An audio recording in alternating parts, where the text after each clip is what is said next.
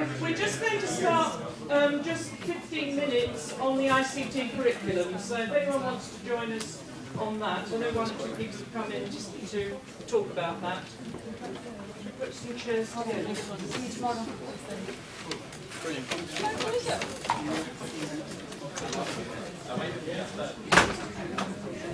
Let's just sit in the middle. Yeah, fine. Joe! We're just going to pass it down. Have you got the camera? Come and get your national curriculum here.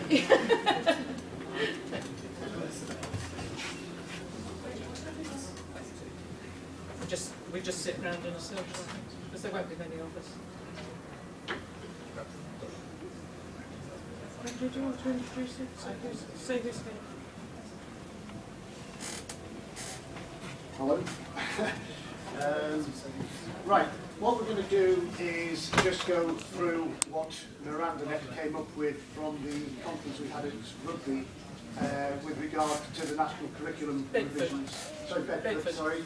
I knew it was somewhere close to there. Probably where I got the train to. So this is where we discussed the proposal for the new national curriculum and where we think it should go. I think it probably will have enough flexibility to do the sort of things that we are saying. Whether we'd have to, put a flavour on it or something like that, I'm not sure. But I think Theo can give you a little... Can I just say, that Allison's also representing the Naace one as well, and was there anyone else who's been involved in the general ICT curriculum planning? Okay, so we'll... Okay. Yeah. So Theo's going to give you a bit of a background on how we arrived at a document. Then we'll have a look at the document that's there, and it's freely available, you can go and read it. And then we can answer questions and explain how that document could be translated into practicalities. So over to Theo. Yeah. Oh yeah, you need that. Okay then, at the University of Bedford in November, we really posed ourselves some questions that related to the ICT national curriculum, and we worked in sort of poster sessions and also online on collaborative mind maps where people were working together and sharing practice. So it relates a bit to the previous talk, but rather than help train us, we were really training each other and sharing our experiences. And as a starting point, we took the aims from the programme of the studies, the draft POS, for the national curriculum, which was can folks read that okay from there?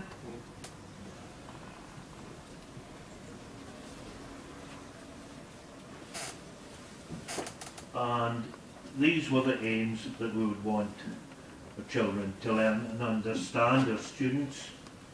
But we also want to relate it to how does digital technology affect children's lives. So these are some of the headline categories. I'm sure you can think of very, very more. And the good thing about these maps is you can then sort of expand them. Different complex issues that arise. It's never a simple thing. It's never a linear thing. It's never black and white. There's so many interrelated aspects to these. I mean, they entertain, socialise, make, create, use ICT to communicate, various ways. And there's lots we could add to this map. These will just not. These will sort of put together through discussion within a day or two. Then there's a question of what should children be taught and why at the various key stages.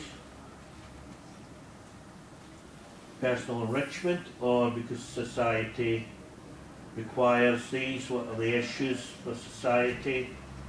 Career, but then it could be self-directing, self-employed, or it could be employers, and this other category from where our guest speaker who opened the conference this afternoon, Bob, would go in that last category, or perhaps self-directed and the sports or art. Democracy, compliance, the hidden curriculum. What will children learn? Where? And that opens up a whole bunch of things, because now we have online learning, we have ICT in school, we have self-taught, the things they learn on their own, from their peers, from their teachers, from the various platforms and portals. I mean, the classic example being the 5-year-old that taught himself to break dance with YouTube and become a world expert. And how do we assess all this learning? So schools go for exam-based qualifications and pass or fail. We are next with questions, or is it project-based? How do you assess these? Are there alternatives such as badges? And what do children know? This is, they've obviously got some a priori knowledge of things that are just, they've always had. The intuitiveness that comes from the intuitive nature of using a device. Experiential learning, the school experience, and again, peers, parents, and their tools. And really, these were the main things we looked at. Check I've not missed any of the categories. And then if you zoom the map out, you can see it's quite a complex set of relationships between all these areas and how they interrelate. So it's not just a simple thing. And as a result of this, a document was drawn up mainly by Ian with input from all of us, and perhaps I could pass that over to Ian now, and I'll put that on the screen. I forgot to mention Iris, you were involved in this group as well, weren't you? Sorry. Yeah, I think, I'd say I drew up the core document with everybody else contributing. And one of the things that we were worried about with the proposal for the draft document of national curriculum was it seemed very clumsily worded. And there's a lot of repetition. I mean, given that they were saying there can only be 2 sides of A4, the use of language is then absolutely crucial, because every word has to count. And that draft document, well, I think in our view, was a bit round the houses and needed quite a bit of rationalisation. So the document that we've produced, really, I mean, it's based on the usual sort of backgrounds you would have about what's statutory, what's in 5 to 16. Just scroll up a little bit, Theo. The history, what's technology about, and so on. I don't think the essence, well, that has sort of fallen out, that the national curriculum is going to revolve around digital literacy, ICT and computing, is something that we disputed. It's just that we need the right balance of those things, and it needs to be manageable and workable as well. So the idea really, in what we produced, was to get a background and a draft programme of study that actually would be helpful in terms of the practical outcomes. And the first part of it, on the draft document, 50% of it was just aims and objectives. Well, you can't really put 50% of your whole curriculum specifications on objectives, otherwise you're not going to tell anybody really what to do, so, or give them the guidance that they need to do. So the importance of digital technologies was really at the heart of what we came up with the mind diagram, if you like. And in some ways, the term digital technologies is probably a little bit better than either computing or ICT or digital literacy, because it's all-encompassing. The difficulty with digital literacy is it means all things to all people. There were some comments from the higher education sector that digital literacy was just this sort of stuff that they do in primary school, and by the end of that it would all be out of the way, we wouldn't have to bother about it anymore. But that's not actually true with verbal literacy, never mind with technology literacy that's changing all the time, and has some very high concept things in health and safety, well, certainly safety and safe use, which at primary school the children wouldn't really have the conceptual levels to do some of the things that we would say were natural to digital literacy. So I don't think you can just sort of say digital literacy stops at age 10 and we get it out of the way. It has to really be part of the programme of study with progression through from key stage 1 to 2 to 3 to 4. I mean, we're stuck with key stages. Personally, I don't like them very much. I think they are this arbitrary specification that all 14-year-olds should be able to do something, or all 16-year-olds, or even all 5-year-olds, is a bit of a nonsense. You just have to look at athletics to know that that's not the case. Somebody matures early, and they're running through, like an adult running through the rugby side at age 14, run through a grown man with a load of boys. By the time they're 21, that isn't the same thing. It's just more overt because it's physical, you can see it.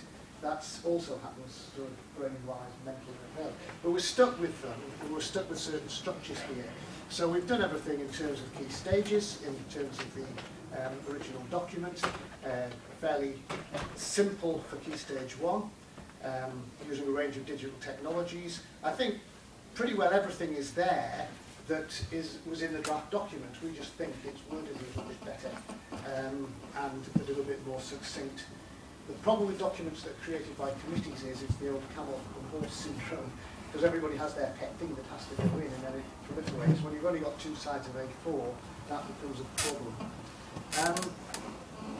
We've also tried to make sure, I won't go through it in detail because you can get access to this and read it later, and I'm not going to speak for very much longer, we'll just get some questions.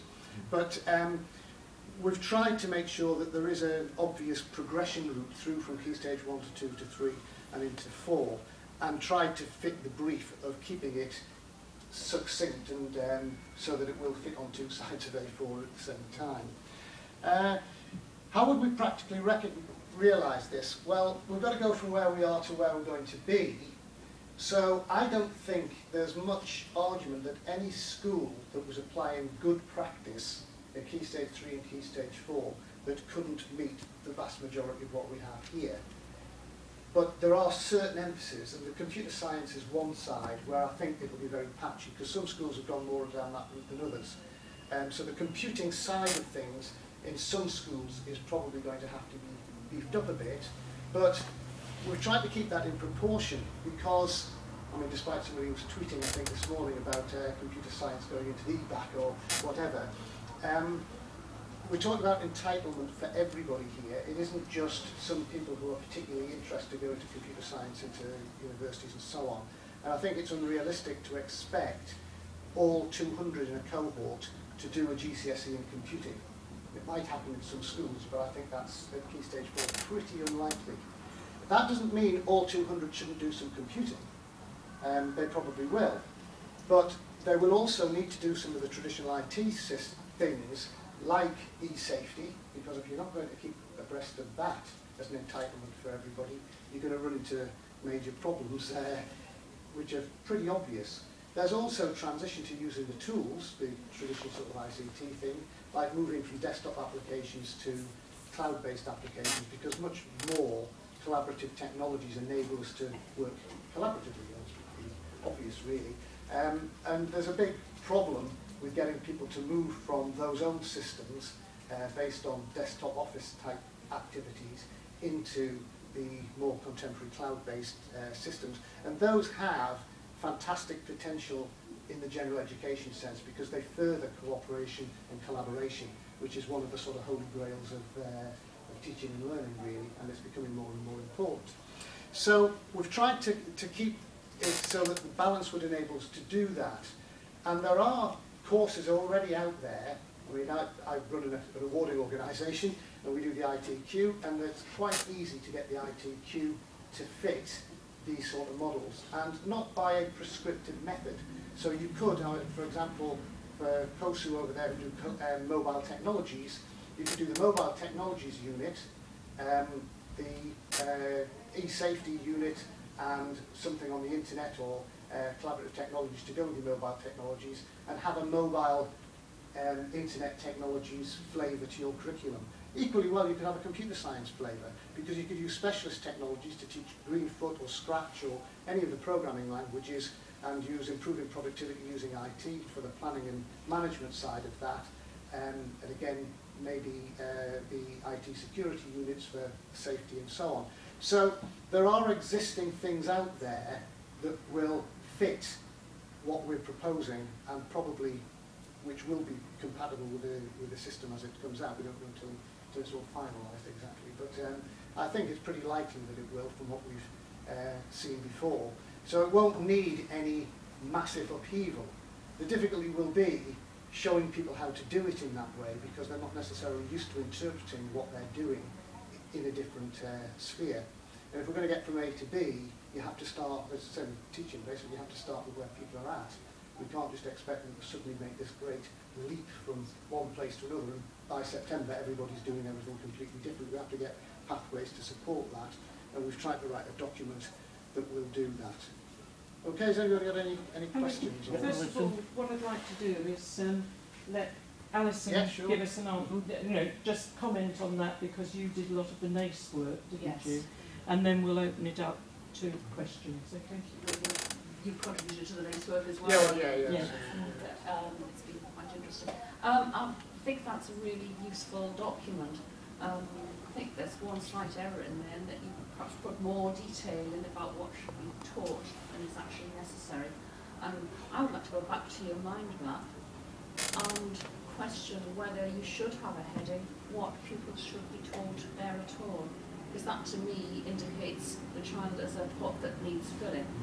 And I'd rather focus on what they should be learning, and inquiry-based learning, self-directed learning, as I think Theo was talking about, learning from YouTube and so on. Yes, but it's so can I change this now to learning? Yes. No, excellent. I mean, one of the things about the concept map is several of us spent about 2 days working on it, put everything in, and then when you go back to it, you can change it again. Can just answer Alison on that one. I think the reason why now that I recall back to the workshop, what should children be taught? We put the taught in because the POS was very, very explicit that children weren't to learn, they were to be taught. Well, I think there's a political dimension to this actually, because that is the language of the DFE and the language of the Secretary of State. So to a certain extent, this is what I'm saying, I don't happen to like key stages much, but you're on a bit of a high not to take them out, because it's not going to happen, is it? So we decided to work with their terms of reference. To a certain extent. I've rather thought that might be the case. I have actually heard, does anyone know that the current government is actually saying that we should say children are taught, not children learn. I've heard that more than once. The language of all the new documents is children are taught. There's several people nodding at me, so, and I think that's why, because it's very un-MirandaNet. Very un-Miranda. I knew that, that's why I thought I'd make that out. You're absolutely right, but the guidance document specifically said taught. Taught, yes. In paragraphs. That was something a lot of us noticed. Seems to be brings out the power of language, doesn't it? I think our strategy was, let's do what we think is the right thing, but leave enough to make it acceptable to them, that they're not going to just reject it out of hand, basically.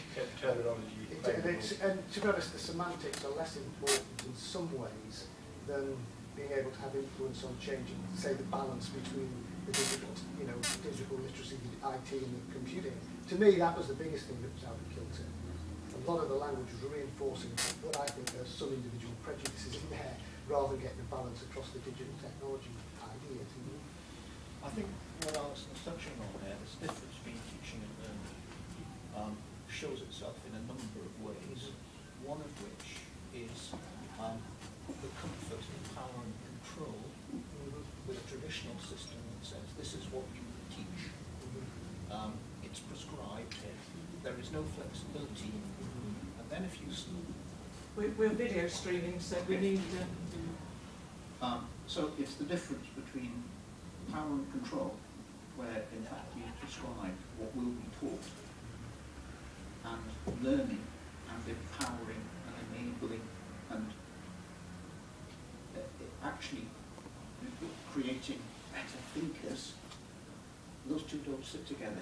Well, this is what, back to the first earlier session that I was saying, that we get the present bunch of teachers who are dependent on everything being structured and organised, because that's what how they learned. But we have to break out of that somehow. But the control system that is filtering down is much more comfortable with the language of management and control, because it's defined and you will perform against it. This is fundamental. Grad was right. Any other comments? I'll just ask you. Yes, you do.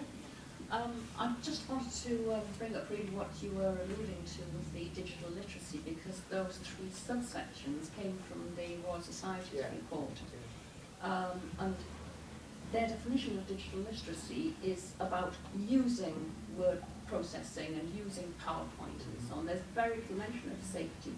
In fact, it only comes in the entire report once. And Naace has a problem with that definition of digital literacy. We prefer the one that's articulated by FutureLab. I don't think it's actually derived by FutureLab, but there's quite a lot about creative thinking, critical thinking, those higher thinking skills that lead children up and actually make them more valuable in the workplace.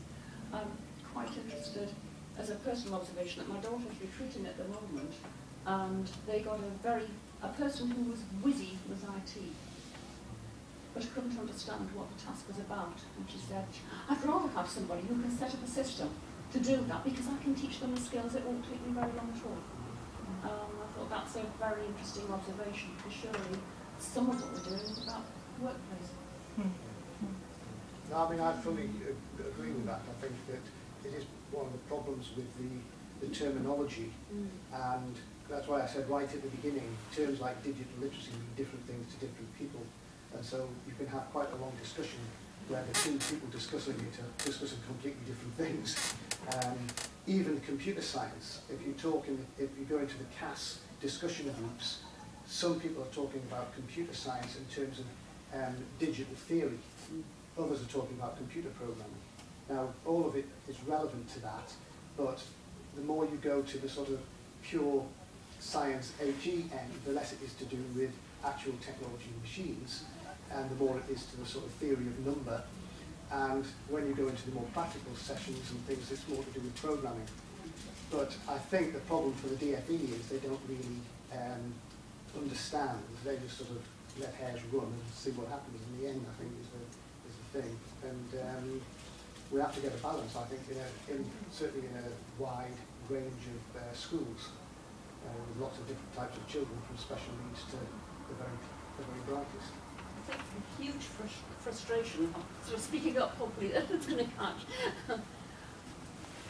I don't monopolise, but I think a huge frustration is that computing and programming has always been in the ICT national curriculum. It's in the assessments very, very clearly. It's always been there, but the interpretation has been quite flawed in some schools.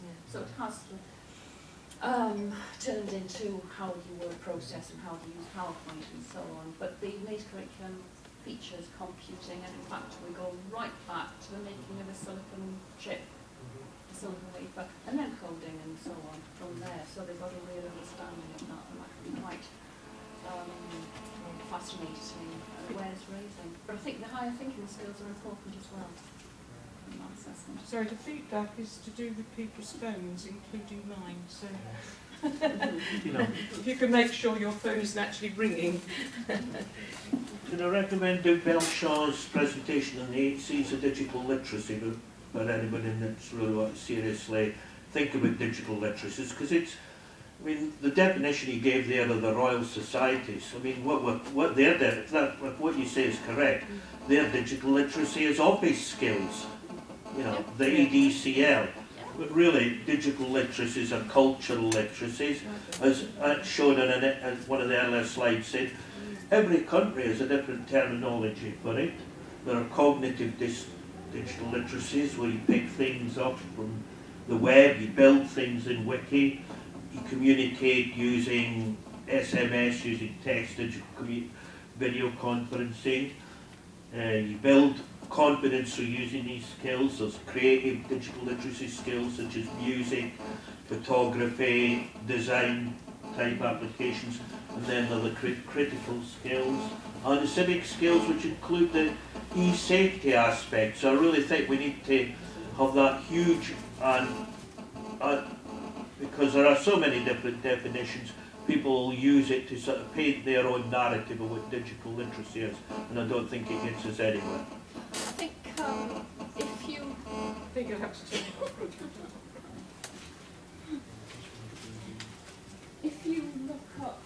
the PISA definition, it's closer to what I think we would prefer to see. OECD, those definitions are much, much closer to what we're talking about than the one that was indicated in the Royal Society's report, which makes you wonder where all of this stuff's coming from, really.